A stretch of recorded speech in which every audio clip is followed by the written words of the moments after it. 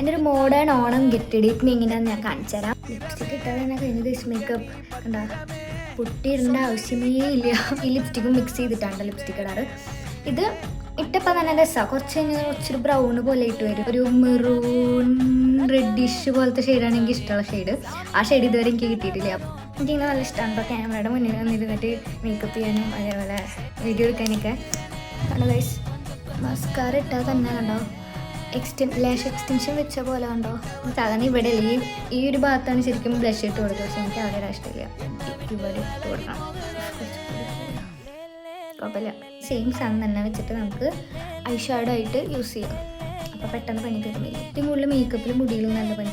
ഏറ്റവും കൂടുതൽ dress ഏതിടണം, എന്തിടണം, dress അത് അങ്ങനെയാണ് എനിക്ക് കൺഫ്യൂഷൻ. ട്രഡീഷണൽ ഓണം, എൻ്റെ ഒരു മോഡേൺ ഓണം, അതാണ് നിങ്ങൾക്ക് ഞാൻ ഔട്ട്ഫിറ്റ് കാണിച്ചു തരാം കേട്ടോ.